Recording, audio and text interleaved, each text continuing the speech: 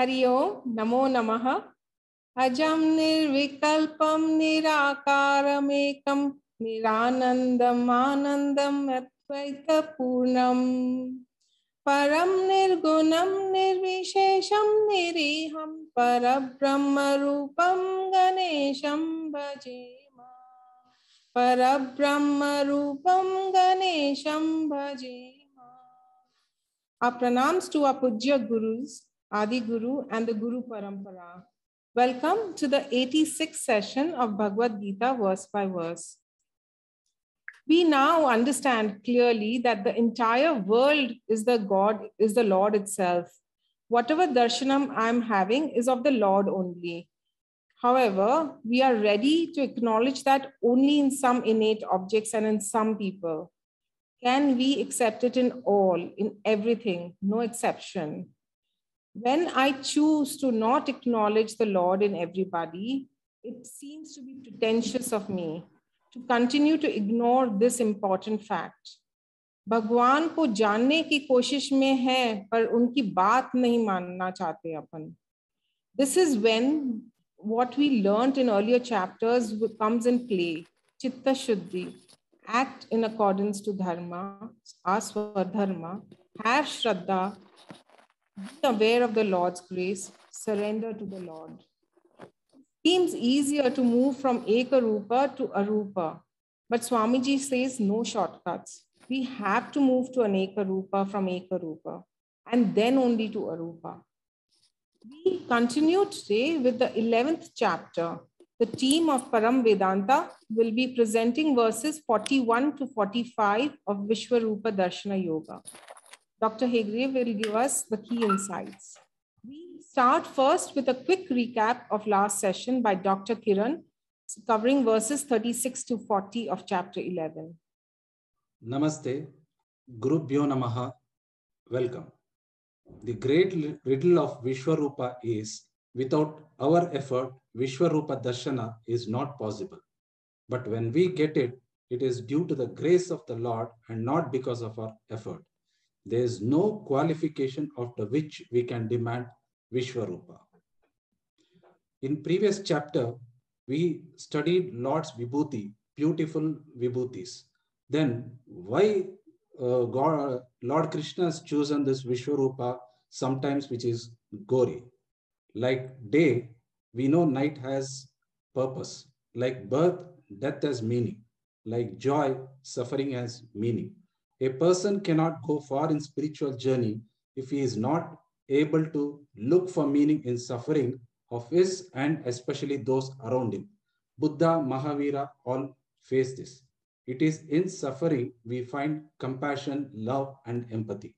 Krishna felt the need to check for these in Arjuna, as he will be shifting to a top gear right from the next chapter itself. Spirituality without surrender leads to arrogance. Without love and compassion can lead to apathy, which is totally different from vairagya or detachment, which Lord Krishna is mentioning. Next slide, please. Arjuna, a warrior, has asked for pratyaksha jnana of universal form, which is like baptism of fire. No person can tolerate it.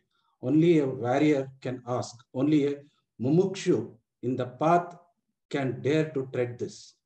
No one has asked before. Therefore, ever compassionate Krishna has bestowed him this grace. Next slide. As we saw, initially Arjuna had wonder.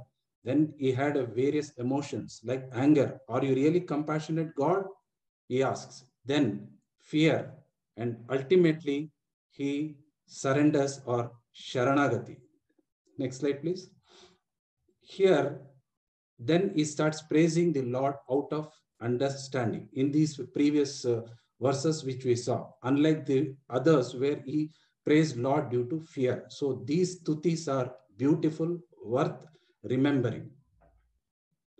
Arjuna says, Rishikesha, that means the controller of things, that is Srishti Sthiti Layakarta. Then he goes on to praise him, saying, Krishna, I now understand how these immature people, Rakshasas, that is those who are always in joy, enjoyment, like those kind of things are naturally frightened of you. Whereas mature people, that is Siddhas, are enamored by you and charmed by you, and they are attached to your universal form. Next slide. Then he goes on praising Lord, referring to him is Nirguna Rupa, Saguna Rupa, Ishvara, that is Samashti Karana, Brahmaji, that is Samashti Sukshma, and as celestial gods. He says Mahattam, O great Lord. He is describing the Ishvara Rupa, that is Samashti Karana. Then ultimately he goes on to say, you are imperishable and you are cause and effect, that is Brahman.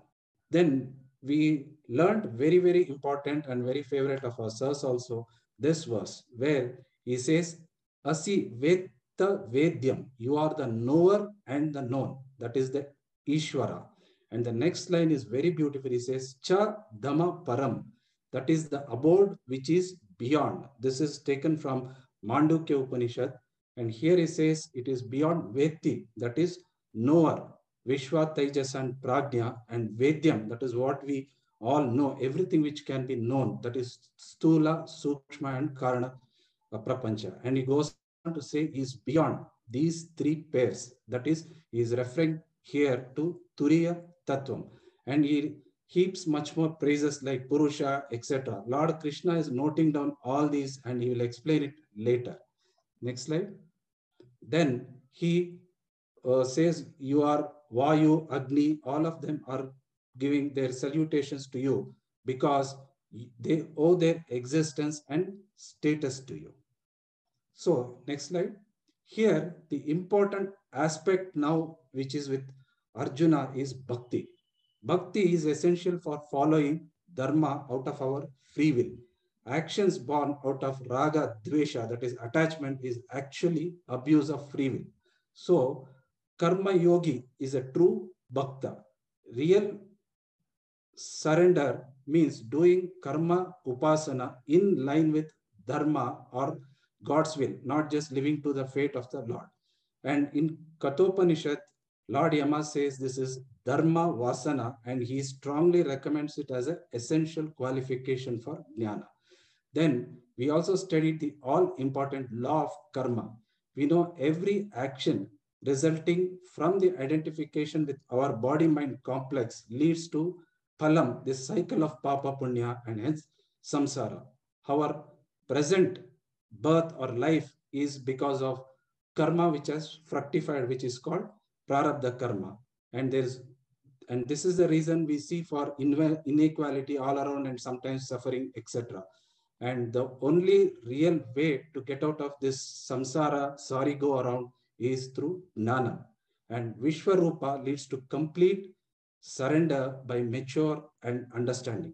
Sharanagati, which Lord Arjuna referred in Shishyaste Himam Prapannam in 2nd chapter, now is complete. So in the path of spirituality, this is inescapable. Next slide. Then in the last verse, we saw that Arjuna is saying salutations to you in front and back, etc. Remember, in verse 25, he said, I am directionless. Now he has found direction of the Lord. This can happen only through the grace of the Guru. And ultimately he says, Atha, that means thereafter, that is after qualification, Asahi Sarva. That means, Jens, you are everything and you pervade everything, he says. Thank you very much. Namaste. Thank you, Dr. Kiran, for giving us a nice recap of the verses we studied in the last class. Not only that, you gave us a good overview of what is Vishwarupa Ishvara Darshana all about. Sadashiva Samarambham Shankaracharya Madhyamam Asmadacharya Paryantam Vande Guru Paramparam Om. This is something we are all familiar with, how the Bhagavad Gita is divided into groups of 6 chapters called Shatkams. That means those who have studied the Gita and made commentary have observed some system in the Bhagavad Gita. The system is this. The Prathama Shatkam, or the first 6 chapters, focus predominantly on the individual, Tvam Padartha, And right now we are in the Madhyama Shatkam. The focus is on Bhagwan, God, or Tat Padartha.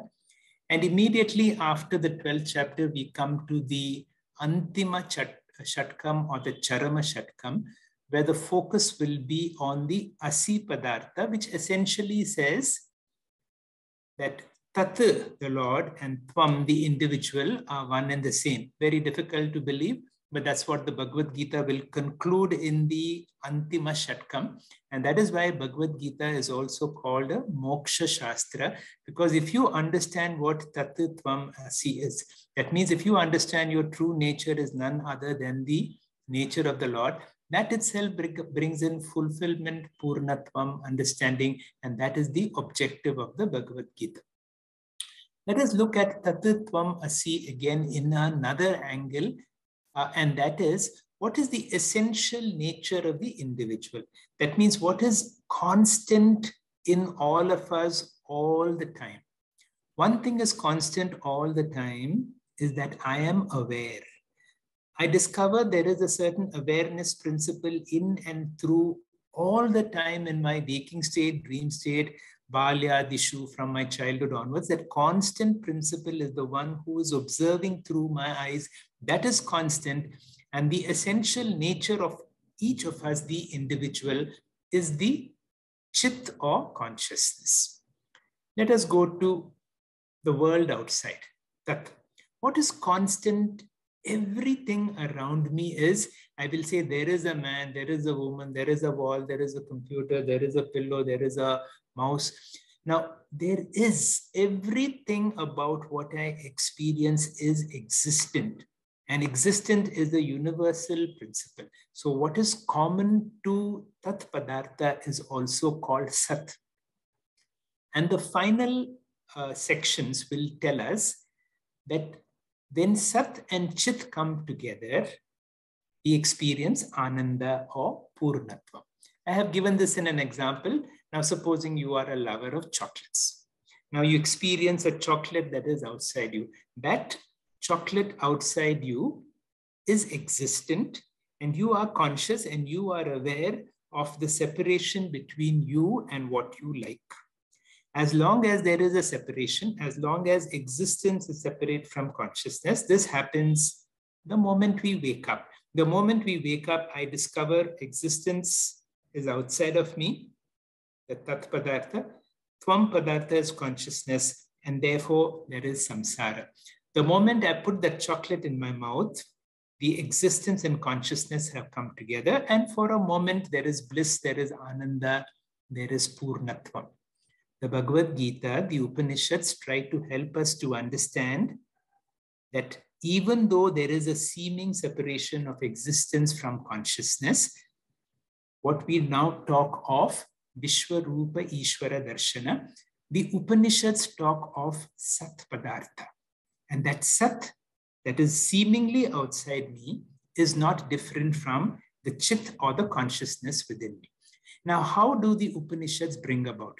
We are fortunately studying Mundakopanishad, and the real strength or the real essence of the Mundakopanishad is what is this Sat Padartha, which the Upanishads are talking none other than the Viśva, rūpa, Ishvara of the Bhagavad Gita. You will remember how the student Shaunaka comes to the teacher Angirasa and presents one of the most outstanding questions ever in the Upanishads. What is that, O Bhagavan? If I know that, everything worth knowing will be known. When we come to the 13th chapter, the 13th chapter is immediately a takeoff. See, as long as we are in Vishwarupa, we are in Bhakti, we seem to be floating in a certain bliss. The moment we come to the 13th chapter, Kshetra, Kshetrajna, suddenly you will realize that this is a uphill climb. You have to break your head. Fortunately, we are breaking our head as we are studying the 11th chapter to understand what is this Sat Padartha, or what Upanishads talk, or how Upanishads see Viśva, rūpa, Ishvara, darśanam is none other than Sat Padartha. In addition to Mundakopanishad, the 6th chapter of the Chandogya Upanishad, which is a dialogue between a father and son, the father is Uddhalaka. The sun is Shvetaketru. And there is a very interesting story, which we will discuss some other time as a part of a story discussion of the father and son discussion. And the essence is told by the father to son in this verse, Sadeva Saumya Idamagra Asid Ekameva Advitiyam. Saumya, oh my dear one, my dear son, I want you to know, Sadeva, existence alone was there before this whole creation came into being. And from that pure existence, which we talk as Brahman, the whole of Viśva has come into being. Now, this entire 6th chapter of the Chandogya Upanishad has been summarized by Adi Shankara in a brilliant verse, verse 251 of the Vivekachudamani.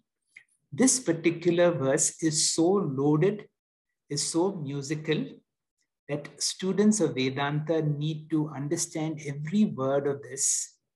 Use this for Nidityasanam every morning, because this answers the essence of Mundaka. This answers the essence of Chandogya Upanishad. And this will give you a new view of Viśva Ishvara Darshana. I will request Shamala to chant this verse for us before we go into the meaning of this. Shamala, please. Karyam sakalam ghatadi satatam vrinmatramevahitam tadvat sajjanitam sadatmakamidam sanmatramevakhilam yasman nasti satah param kimapi tat satyam sa atma swayam tasmat tatvamasi prashantamamalam brahma dvayam yat param. Thank you, Shamila. Now, as I said, I can explain the word meaning, but it will take us many times and many efforts before we understand the real significance. The literal meaning is Mrit Karyam. All products that have come from clay, sakalam, everything, for example, ghatadi, pot, etc. Satatam mrinmatram evahitam. That means if you see a pot or any other material that is made out of clay, and if you see it studied closely, you will see in essence, other than clay, there is no real substance. Just like all golden ornaments are nothing other than gold itself. If you understand this, tadvat, similarly, sajjanitam. Sajjanitam means born out of sad or sat or existence.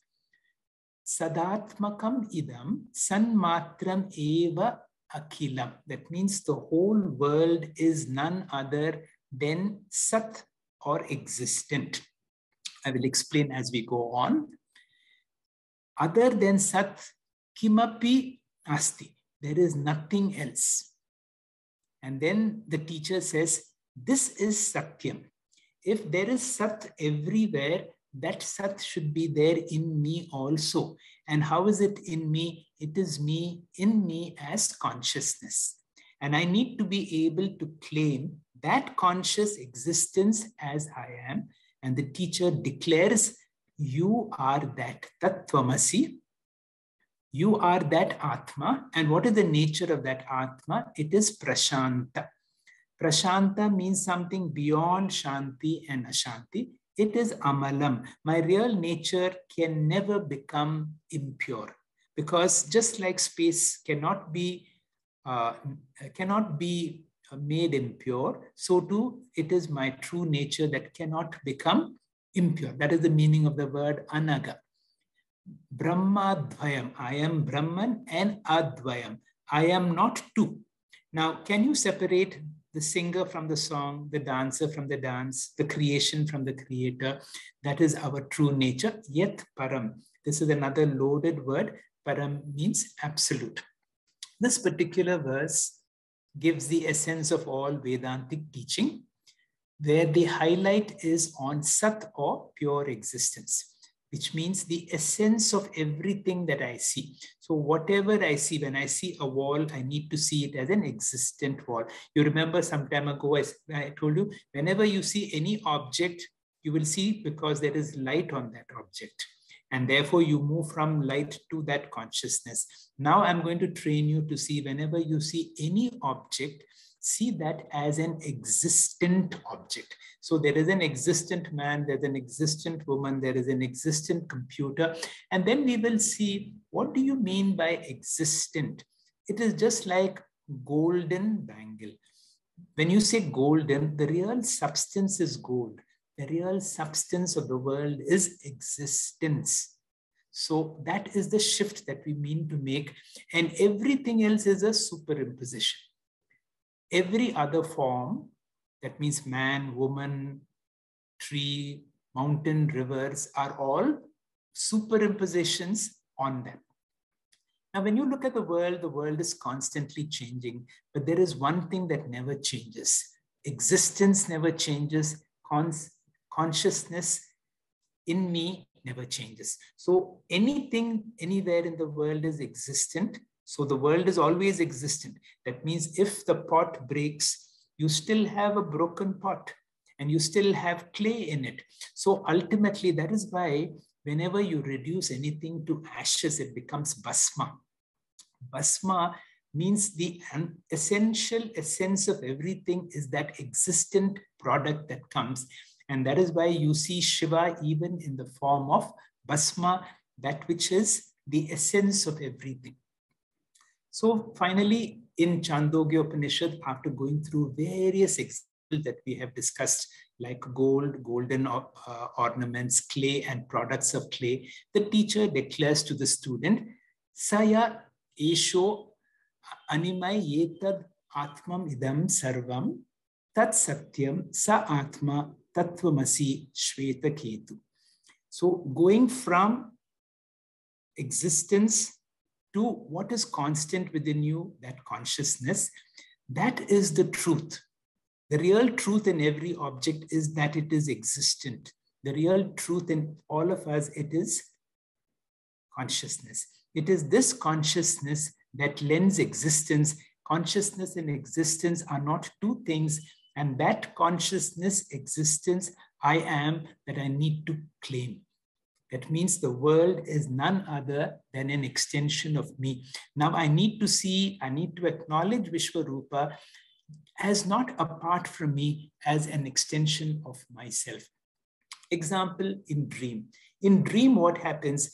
I create a dream world, I create a dream body, and therefore you see three things in every experience. There is a world of my experience in dream. I am the experiencer of my dream world, and I have certain experiences which may be good or bad. This is called the Triputi. What is the Triputi? There is an experienced world. That means there is an object of experience. There is a subject, one who is experiencing, and there is an experience, good, bad, whatever. So this Triputi happens in the waking and in the dream state also. Coming back quickly to the verse, Mrit Karyam Sakalam Gatadi Satatam. That means the essence of any product made out of clay is none other than clay itself. So Ahitam, that means the essence, every part of it is clay, and other than clay, there is nothing else. So the name pot has got only a verbal existence. Pot does not have a real existence. Vacharambanam Vikaro Namadeyam. That means it has got only a verbal existence. It does not have a real existence. Just like we have experienced that the pot is none other than the clay, golden ornaments are none other than the gold. Although I see such a variety in the world, I now need to train myself to see existence as the real substance on which superimposed the entire world has come. Continuing, ahitam means everywhere, tadvat, in the same way, sajjanitam, born out of pure existence, sadatmak kam idam, the essence of everything is in this world, Akhilam is existence itself. So, yasmana satatam param kimapi. Other than existence, there is no other real substance. And that is Brahman. So, I see Brahman outside, and the one who is seeing it, that consciousness, is Atma. So, that and this, the teacher declares that existence is consciousness, and existence consciousness is none other than Brahman, and that is our real nature. And what kind of Brahman? A Brahman that is prashanta, beyond Shanti and Ashanti, my true nature being all pervasive. It is solid, it cannot move, and only when there is movement, there is a disturbance. So my real nature can never be disturbed. My real nature is something of the beyond, something like space. The space cannot be sullied, it cannot be made impure. My real nature, therefore, is amalam. There may be impurity in my body, there may be impurity in my mind, but I cannot be impure by my true nature. I am advayam. I gave you that singer and song experience, and my true nature is param. Remember, this is our glory. We need to be able to claim I am that. And that is the essence of all Vedanta.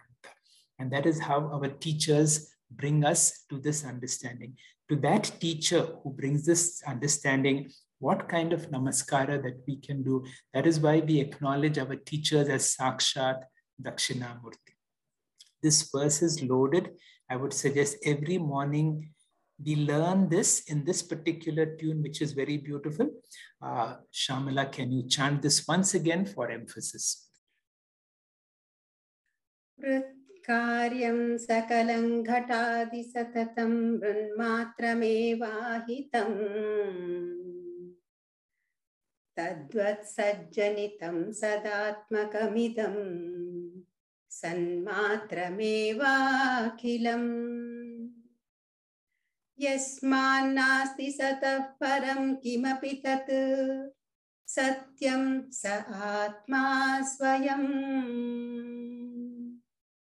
tasmat tattvamasi prashantamamalam brahmadvayam yat param.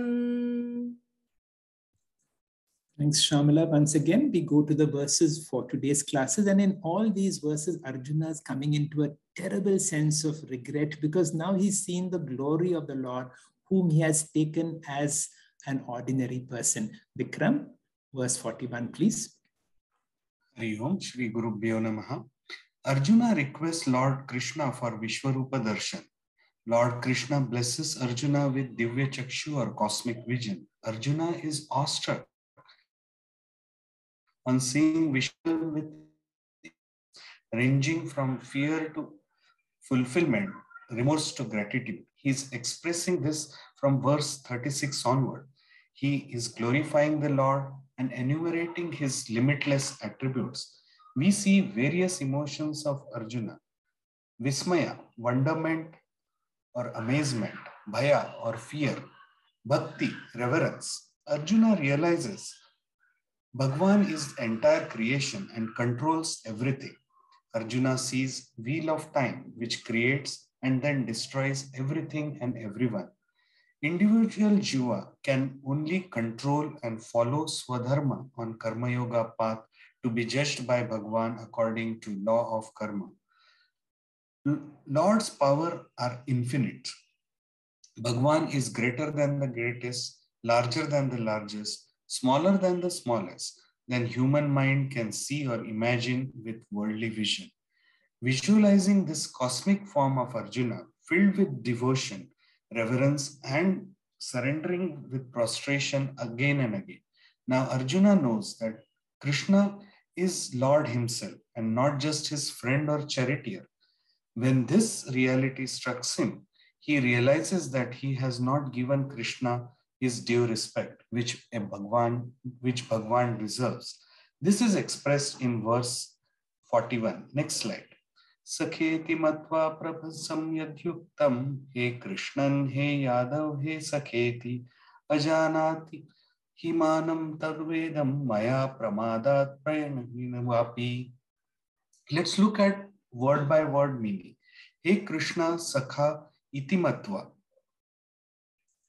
Arjuna says, hey Krishna, I saw you as friend, as an ordinary human being, friends of same age. Arjuna and Krishna have spent long time together since childhood. According to one calculation based on planetary position, it is estimated that Sri Krishna was 89-year-old and Arjuna 88 at the time of Mahabharata war. Arjuna is recollecting their long association where he has always considered Lord Krishna just as a friend. Prabhasam yat yuktam. Prabhasam means rudely. Arjuna feels he has addressed Krishna rudely or impolitely many times in their long association. Arjuna realizes the mistake as Lord needs to be addressed reverentially. How has Arjuna addressed him before? Hey Krishna, hey Arjuna, hey Yadav, hey Sakha. Arjuna has addressed Krishna with first name, called him by his last name, and at times calling him as his friend. The informal and friendly relation which Arjuna and Sri Krishna shared is being recalled here. Like friends call each other or tease each other without much formality, so has Arjuna. Next slide. We find multiple verses in Bhagavad Gita underscoring deep friendship and affection between Sri Krishna and Arjuna. They fondly call each other by various names. Arjuna is often questioning, requesting, or at times disagreeing with Sri Krishna, while Sri Krishna is prodding, guiding, and encouraging Arjuna. For example, in this opening verse of chapter 1, Arjuna orders charioteer Achyuta to take him in the middle of both armies, while in chapter 2, Arjuna is addressed as Partha, and Sri Krishna uses strong words like kalpisham or unmanly or impotent, Shudra Hridaya Durbalyam or weak-hearted. Such conversation can happen only between good friends. Next slide. Tava idam mahima ajanat. Arjuna says, I was unaware of your true glory. Therefore, whatever I have done is due to sheer ignorance. If Krishna had multiple heads or arms, etc., people would have identified him as a divine person. But Sri Krishna has taken human form and he is living a human life with all its pleasure and sorrow. So how would anyone identify his glory? Maya pramadat, inadvertently or casually, Arjuna explains that unaware of Sri Krishna's glory, he has casually used such expression. Pranayena, because of my close or deep friendship. Arjuna is trying to explain it that this is just because of his deep friendship. So he has been so casual with Sri Krishna. So please don't mind or take it seriously. So in this verse, having seen glories of Bhagwan and knowing that Sri Krishna himself is Bhagwan, Arjuna regrets not treating Sri Krishna reverentially before, but identifying him only as his friend. Hari Om. Namaste. Chapter 11, 42. Yachavahashas artamas sukroti vihara shayana asana bhojaneshu ekotva pachyuta tat samaksham tat kshamahe ta maha aprameyam. After reaching some stage like adult or anything, we look back and see all the tantrums we have thrown, all the pranks we have played, and all the silly things we have played. Like in colleges, we form some groups and fight with each other and all that. And afterwards, when we, after some 10, 15 years or 20 years, when we meet the same people, it looks all silly to us. And perhaps Arjuna is in same state. Next slide, please. And he continues to praise Krishna. I recollect one story here told by Swami Dayananda. Once Swami Dayananda was coming in a flight to Rishikesh, and one foreigner came and sat next to him. Then, they both had a conversation. Then that foreigner said, I'm going to Rishikesh to meet a very famous Swamiji. And for some reason, the conversation couldn't continue. The airport came and Swami Dayanandji came back to his ashram. Next day, the same foreigner came and he looked at, Swami Dayanand, and he couldn't do what to do, and he was blabbering. So that's how he is, Arjuna is in this state. And he says, Avashartam, for the sake of fun, Asukratesi, because you are a friend, I might have played pranks with you. Vihara, while playing.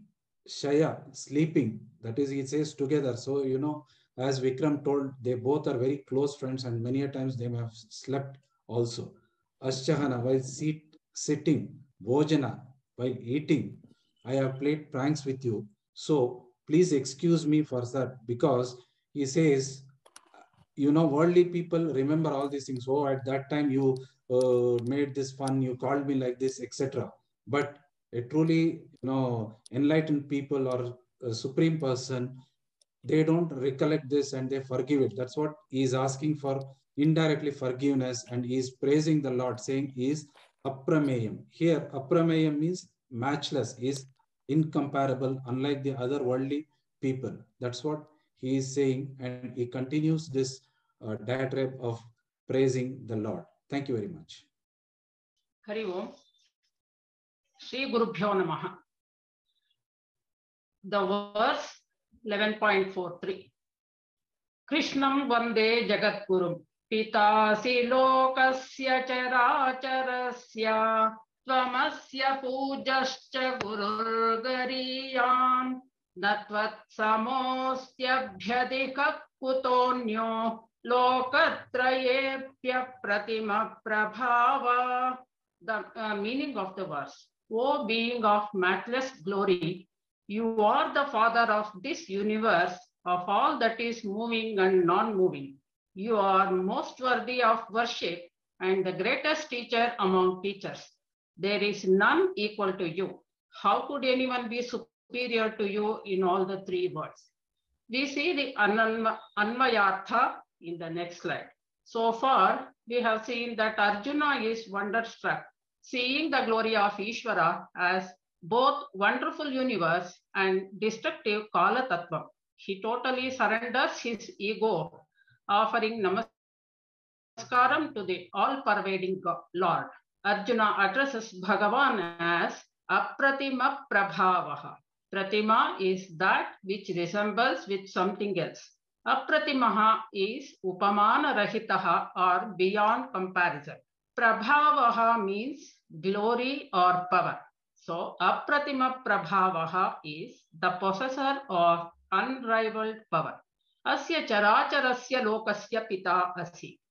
You are both the mother and father of this universe, since you are Maya and Brahma Tattvam, the ultimate cause of this universe. Characharasya lokasya means the world consisting of both Chetana, the living things, and Achetana, the non-living things.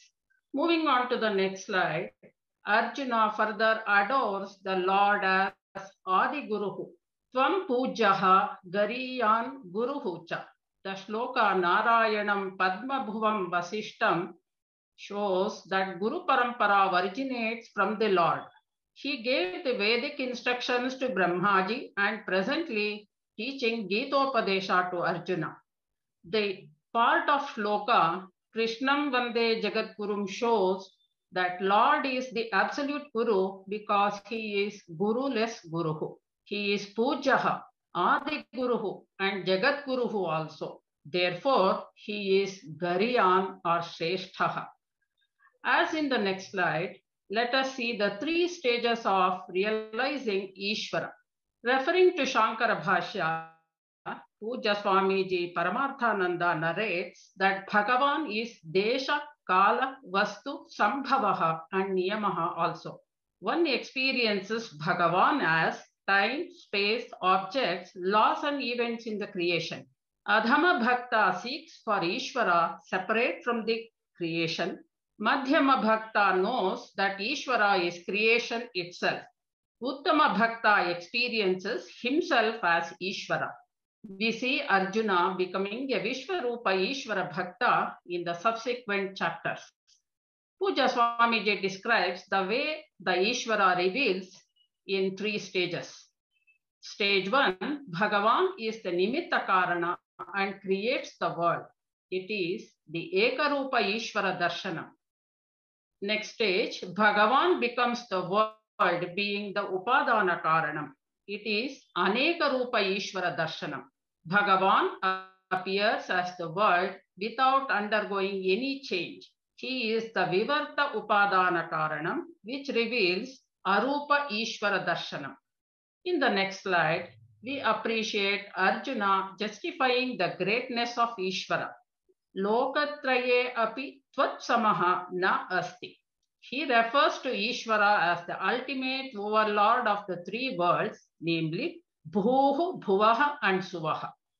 Another meaning of Lokatraya is the three states of mind in which we experience waking world, dream world, and the absence of the world. In this sloka, Arjuna asserts that Ishvara is with us as the I principle common in waking, dreaming, and deep sleep state. To this great being, Arjuna surrenders his ego and declares, Abhyadikaha anyaha kutaha. You are unsurpassed, infinite, Mula Karanam for the creation. When there is no one higher or equal to you in any respect, where is the question of someone superior to you? The maxim of how much more called Kaimutika Nyaya is used here. Shri Gurubhyo Namaha, Harihi Om. Thank you. Gurubhyo Namaha. We have finished 43 shlokas of the 55 shlokas, that is 80% of the 11th chapter, Viśva rūpa darśana yoga, the yoga of the vision of the universal form of God in all its magnificence, or more simply, beholding the Lord in every creation, which is the take-home message. Well, Arjuna prayed for the Vishwarupa sight, but having seen the enormity, is in a stage of fright. Shloka 44 is essentially a shloka of total submission and surrender. More of this as we see the shloka. Tasmat pranamya pranidhaya kayam prasadaye tvam aham isham idyam piteva putrasya sakheva sakhyahu priyaha priyaya arhasi deva sodum. The word meaning would go something like this. Slide, sir. Tasmat pranamya, therefore saluting, pranidhaya kayam, and prostrating, aham, I, prasadaye, propitiate, idyam isham deva, to you, my adorable Lord, arhasi sodum, you please forgive me. How? Iva, just as pita putrasya, a father to son, sakha sakhyahu, a friend to a friend, and priya priyayaha, a husband to the wife. Now Arjuna in this stage of fright, and it is combined with awe, as only just recently he has understood the enormity, the universality, and the timelessness of Krishna's form. And so asking for forgiveness by prostrating before him, and says, pranamya, a prayashchita namaskara, a sashtanga namaskara, asking Krishna to forgive and forget. So how does he appeal? He appeals with three examples. Firstly, like a mature father forgiving his son. Secondly, a friend, sakheva sakhyahu. Treating God as a friend is nothing wrong in our mythology. It is well accepted. And it is in fact called as sakhyo bhakti. Or thirdly, a dear one forgiving the spouse, that is madhura bhakti. Now, Arjuna actually has done no harm or hurt to Sri Krishna.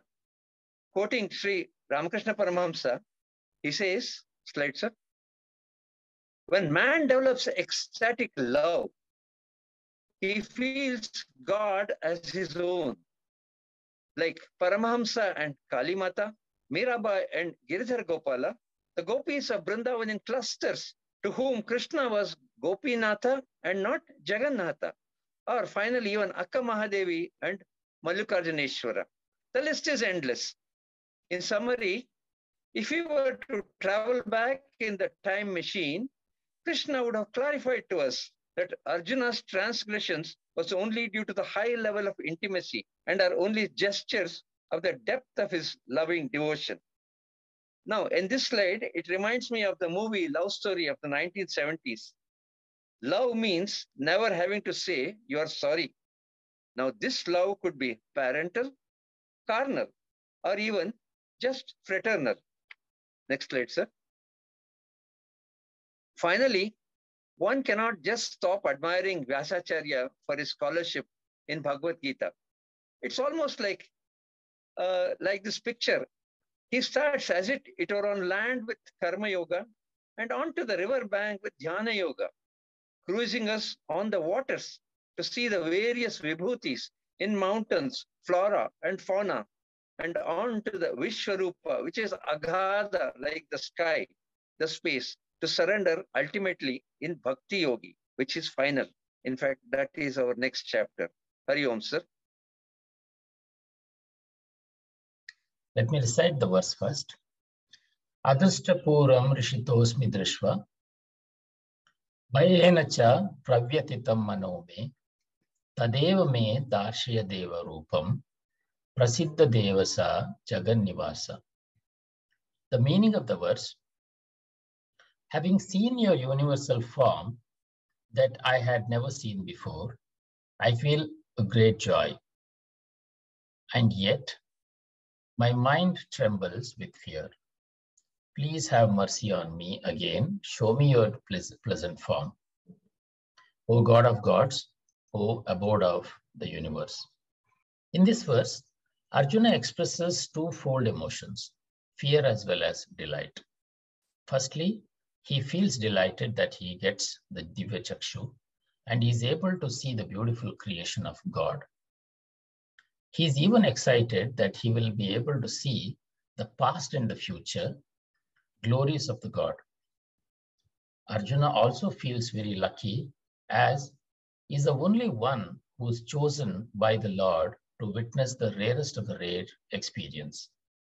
However, in the very next thought, when Arjuna sees his dear and near ones are killed and complete chaos all around, he is completely flabbergasted and shaken.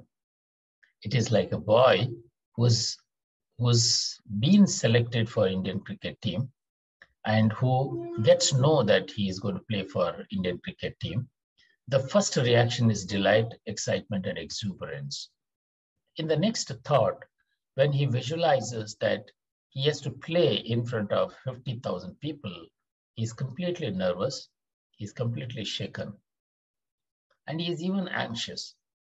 If he had a Divya Chakshu, probably he would have visualized the reality of actual match and prepared himself better to face the big day. Divya Chakshu could be claimed by all of us, by our own sadhana.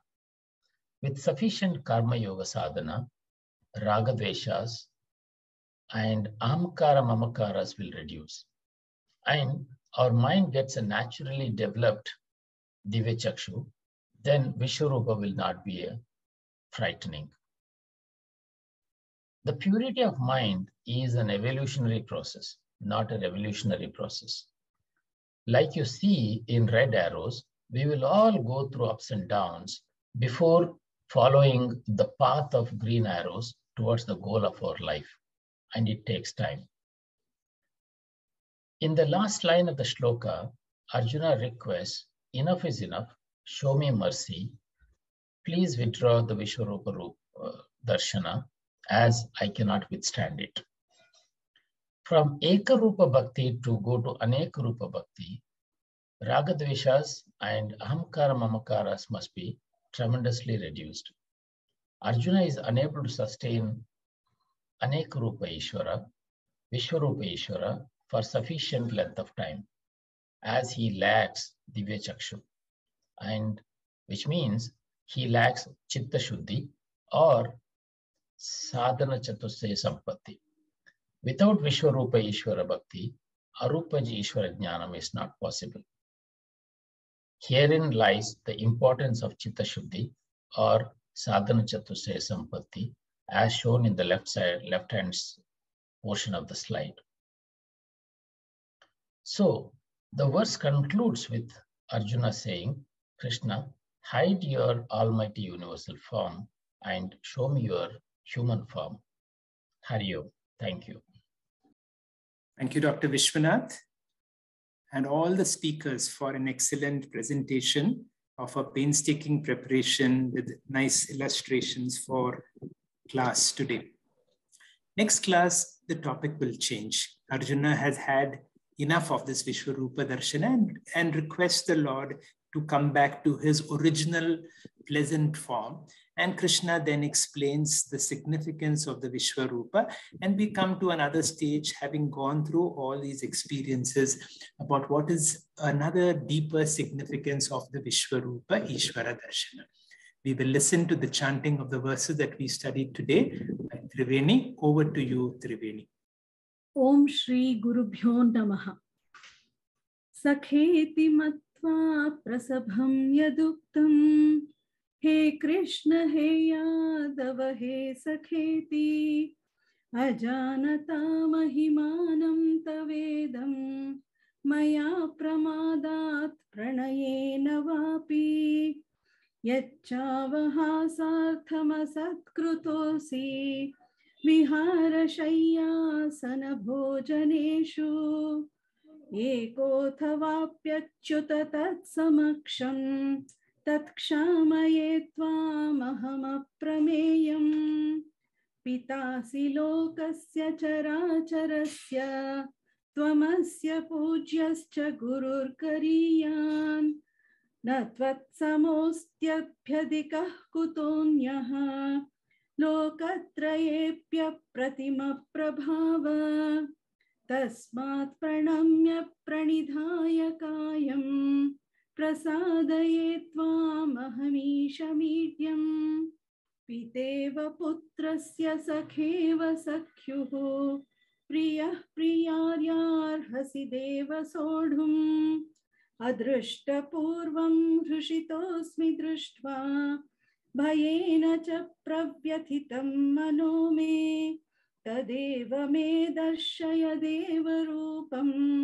Prasida devesha jagannivasa. Harihi Om. Thank you, Triveni ma'am. Regularly, our teacher, Dr. Hegde, in his introduction has been addressing in detail a corresponding topic. It is important we grasp them clearly.